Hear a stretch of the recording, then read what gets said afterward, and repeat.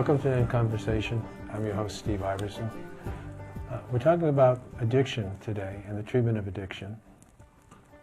Opioid addiction, in particular, is a very big problem lately, and we're looking for new ways to help reduce the problem, help people with that kind of a problem. Our guest today, Joel Bernstein, is a Lexington attorney who is working now in a field where outside influences are brought to bear on people who are in recovery from addictions, and in a way that helps the recovery to be more effective than it might otherwise be. So we're very interested to hear more about this today from Joel, and thank you for coming on. Sure, Stephen. Thank you for having me. You bet. I believe that the field that we're talking about today is essentially an attempt to bring some of those successes into the treatment of other people. Does that sound broadly correct? That is correct, Okay. Stephen. Well, maybe you could begin by telling us about those treatment programs for those professionals and what it is about them that seems to be so helpful and lead to good outcomes. Sure, Steve. Basically, what's happening is that there are two parts of the population that have a good success rate in terms of getting over their problems, be it addiction or alcoholism, etc. And those are the physicians and the pilots. Okay. And these two groups have a success rate of getting over their problems of 75 to 92%, according to the studies. The general population is said to have about a 25% success rate. Okay. So what people are doing in the United States is to try to extrapolate, try to learn from those successful pilots and physician programs to bring that more into the mainstream and try to apply some of these lessons to the regular person, sure. not the physician, sure. Not the pilot. Sure. And what is it about the kind of recovery those folks get that seems to be more effective than treatment is across the board?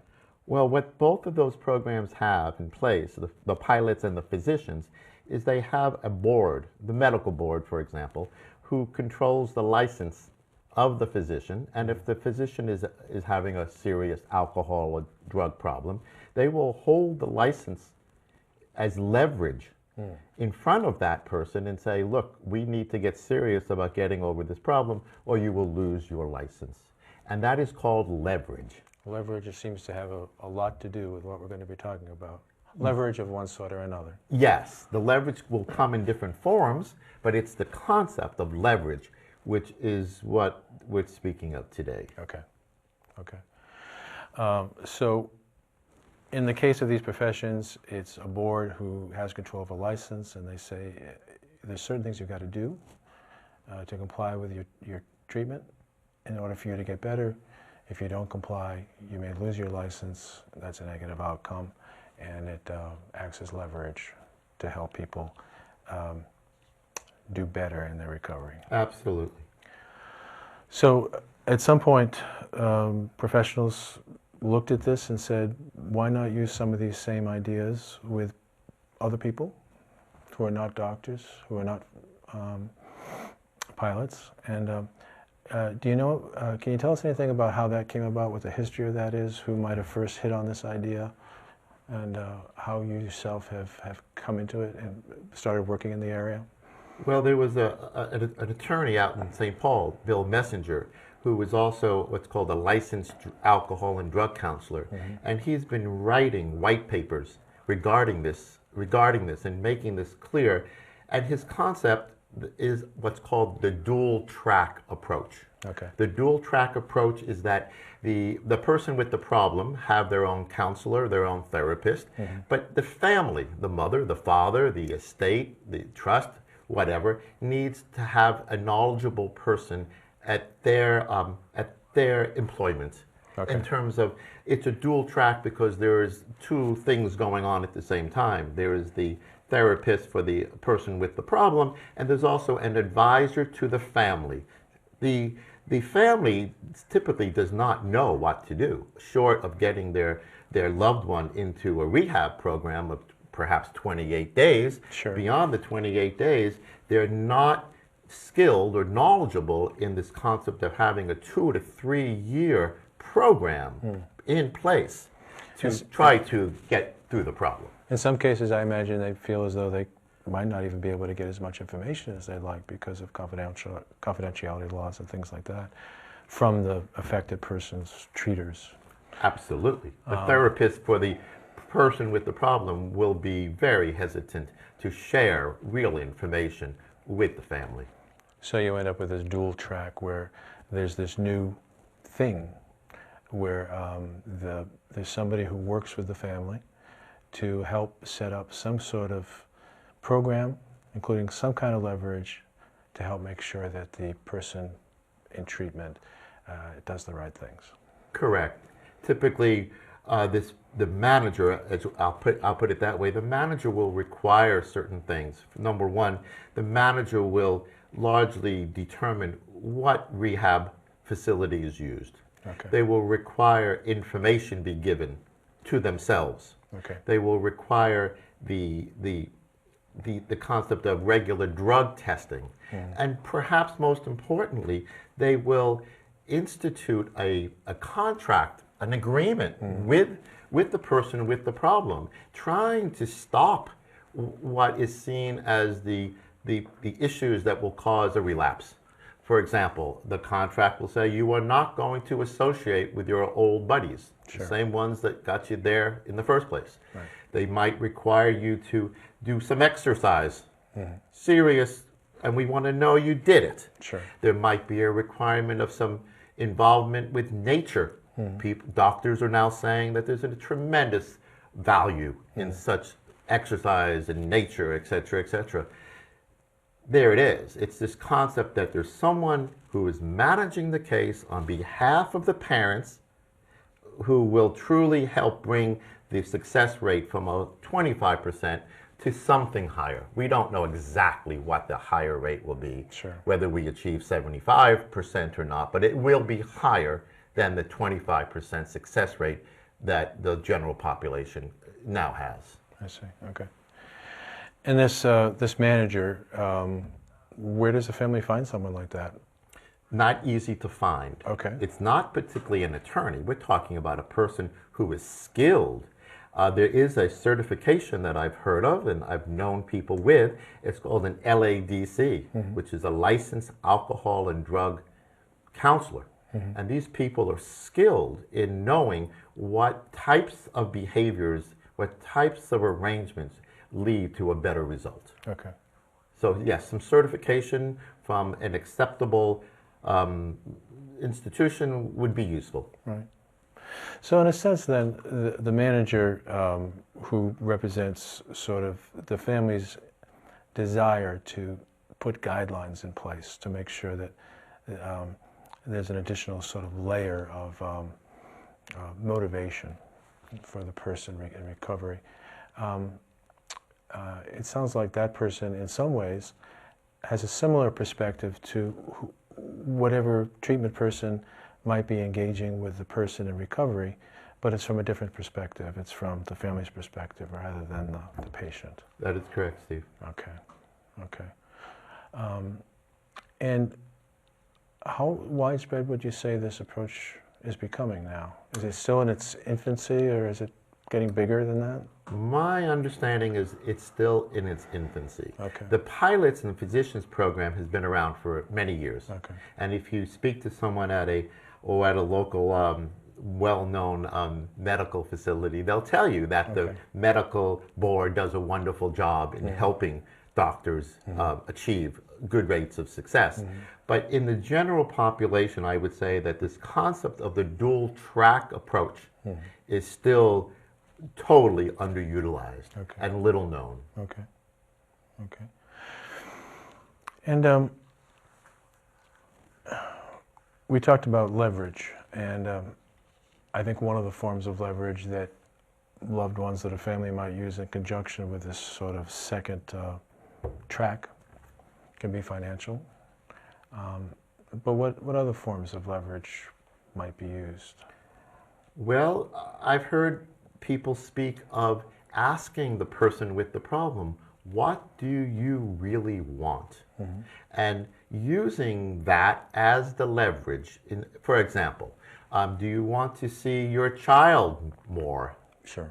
Maybe there's a separation between the person with the problem and their children. That might be some leverage.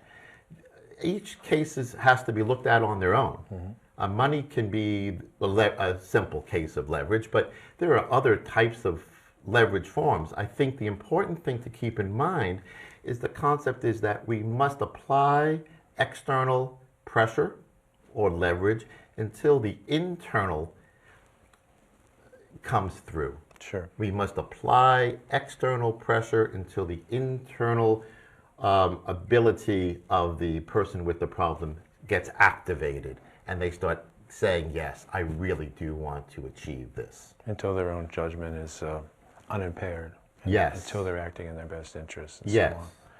And that could be helpful from the end of a treatment program for some length of time. And how long might that length of time be in most cases? Well, if we hypothesize from the medical situation, the medical board situation, it could be 2 to 3 years. It could be longer. But the concept is that we need to look at it from a longer term perspective than simply the 28 days in rehab. That's when your treatment really starts, when you get out. Sure. How can we change the environment sufficiently so that the person has a chance at getting over their problem? Right, right. And how do the consequences usually work in this sort of a program? Let's say the leverage is, seeing one's child. What happens if the guidelines aren't followed? Or is that something that's decided on a case-by-case basis? It's a case-by-case basis. I think an important part of the process is to reach a written agreement with the person with the problem. And it should be explicit, and they also speak of the consequences should be immediate and certain. If you do not follow this, you might be heading back to the court system, and you might be in jail for a day or two. And that has to be quick, and it has to be certain to get the point across. Right. Many times there will be some court involvement on some level. Sure. if this problem is large enough. Okay. So we've got a dual track. Are there ever any conflicts between, let's say, the recovering person's treatment provider and the manager who's representing the interests of the family?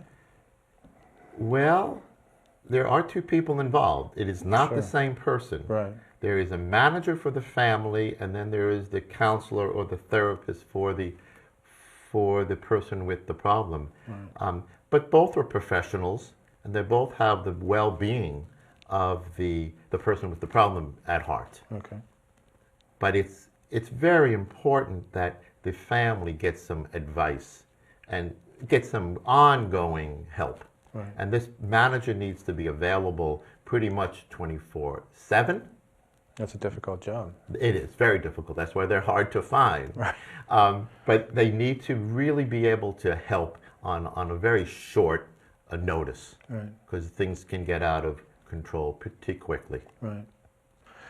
And sometimes money, finances, is used as one of the forms of leverage. Is that correct? And sometimes that has to do with an estate, perhaps, which kind of overlaps with another area of expertise of yours, I know. How often is that brought into the picture? Well, an estate or a trust is where a person has died, generally, and has left some money for loved ones. Sure. And if one of those loved ones has a major problem, then it is not wise to leave that outright to that person, because they'll blow through it pretty quickly. Right. So that's where a trust is generally built into a will or a trust to try to put someone in charge of that money. Okay. And this is the classic case of leverage. Okay. The classic situation. Okay. Okay. And do you know if any studies have been done with this new approach that we're talking about outside of the field, the traditional context of it being used with a couple of professions? As it moves into the wider use, you would think at some point there might be studies to compare this approach to traditional approaches. Maybe that hasn't been done yet.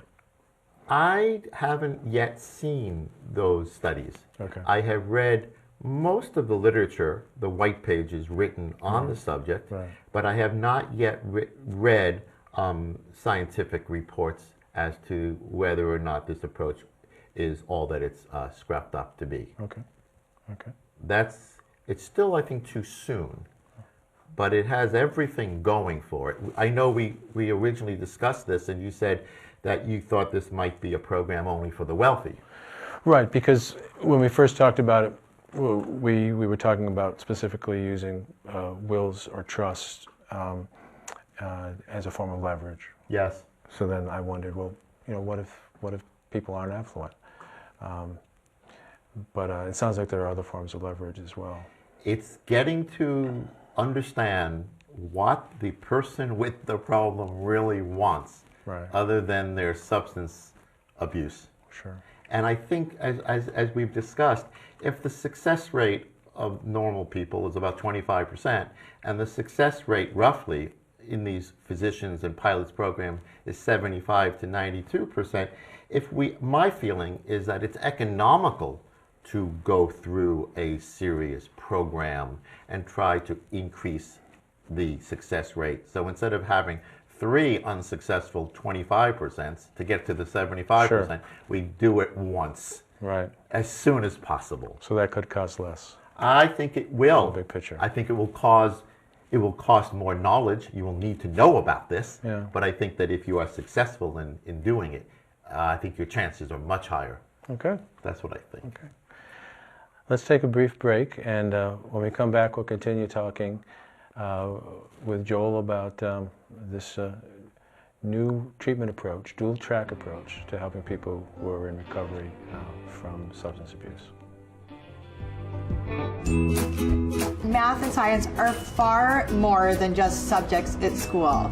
If you're passionate about cooking food, math and science become part of your everyday life. We learn measurements, we learn fractions. That's why Time Warner Cable created Connect a Million Minds, to show young people that math and science can be fun and lead to a career of their dreams. Whether it's an engineer, a food scientist, or a rock star chef. Visit connectamillionminds.com to learn more. Welcome back to In Conversation.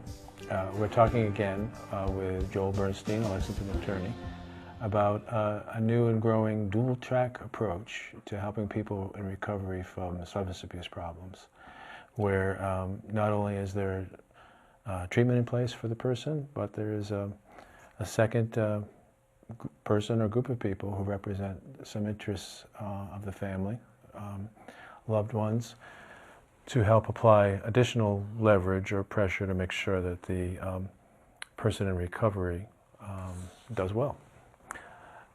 So Joel, as you've become interested in this approach, how has it affected your own work? I know you focus mostly on estates and trusts. Have you changed the language in those, or the way you speak to people when you discover that they've got perhaps a loved one with a addiction problem or something like that? It has, Steve. I became a student of a man out in St. Paul, Minnesota. His name is Bill Messenger. He's written a series of white pages on his site, billmessenger.com, and he gave he's both an attorney and a licensed drug counselor, and he gave a nice set of text to include in a will or a trust. I took that page or page and a half, and I simplified it a little bit to be a little bit plainer English, and now I use that text in my documents. And that text allows for the executor or a trustee to employ a manager and directs them in the right direction as to how to go about helping being able to engage someone beyond themselves. Many people, trustees or executives, simply don't know what a licensed drug counselor knows. I see. So what sort of language have you inserted in your estates and trusts specifically that might bear on this? Is there a reference to this kind of treatment in particular, or is there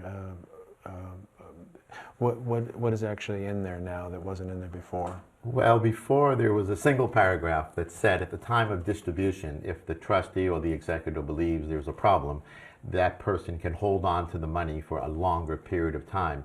With my expanded language that I've been using, it really does say that the person in charge for the family has the ability and the power to select the treatment center for the rehab. It gives them the ability to require full information regarding the situation before monies have to be distributed. It also allows them and gives them the power to select the therapist. It allows them to require regular drug testing and to get that information. And it also encourages them to sign a written agreement with the person with the problem, so that, if, for example, certain types of behavior that one had prior to the situation are stopped. No more, as we say, weekly lunches at the country club where wine is being served, etc., etc. We're trying to interrupt what has led to this situation in the first place. So where once you had a paragraph saying that if there were problems of this type, monies could be delayed before they're paid out. Now there's a more nuanced, more specific, more detailed Correct. set of language saying, specifying all these other things that you mentioned as well, or, Correct. or at least alluding to them. It's actually right there in black and white, a much more full set of instructions Oh, I see. to the executor or to the trustee on what should happen Okay. if post passing there is a problem. Oh, okay. And do you have any sense for how many other attorneys in this area or nationwide might be making a similar accommodation to this change and changing their own language when it comes to things like wills and trusts? Is there a lot being written about it? Is there a lot of activity in that regard, or are you sort of on the leading edge of a change that's just happening? Well, I wish I could say I was part of a wave, but I would say I'm at the beginning for the lawyer community. Okay. A good trust or will have a single paragraph. Some will have no paragraph at all, and I've expanded that to about 11 paragraphs. Okay. I think as we move in the estate world away from a preoccupation with estate taxes, and we move toward a growing awareness that estate planning needs to go beyond saving estate taxes into non-tax perspectives. How do you deal with a problem beneficiary? How do you deal with this? How do you deal with that? Non-tax. I think we will see a growing interest in making sure that our estate documents are better. So at one time, these documents would have been focused mostly on financial matters, taxes in particular, minimizing taxes, maximizing the estate, and now they're sort of morphing into something that also includes sort of a way to perhaps take care of loved ones by putting requirements in there that could benefit them, in addition to saving money on things like taxes. I agree with you, Stephen. It was actually a question, but it sounds like we agree. Yeah. Steve, there's definitely, in my mind, there is a movement toward a better understanding of what we are trying to achieve with estate planning. Okay. And that it goes beyond just saving estate taxes. The exemption from estate tax is now very high in relation to the way it was. 1996, as we said, the exemption was $600,000. Right. Federal now is that the exemption is $5,450,000. So many people are no longer facing that big tax. I see. And therefore we can become more nuanced in what we're doing. I see. Well, it sounds like a change for the better, because it allows you to bring this human element into it that in some families I'm sure is absolutely essential. It is. I think the challenge, though, Steve, is that many clients come and they say, well, I won't say many, but some come in and they say, my son or my daughter is having a major problem, a heroin problem, and the problem is that the client is still living. Thus, how do we get leverage now before they pass away? That's a good point, because these things take effect when someone passes away. Estate planning does. Estate planning, right, exactly. So how do we get leverage now? Right. What can we learn from the person with the problem that will allow us to hold something over their head until that external motivation has seeped into and become an internal motivation? I would say that's the challenge. Okay. It goes way beyond estate planning. It goes into helping those who have family members that have a substance abuse problem. Okay, I get it. Okay, and again, just to reiterate, the guy who sort of sounds like invented this field, his name was Bill Messenger.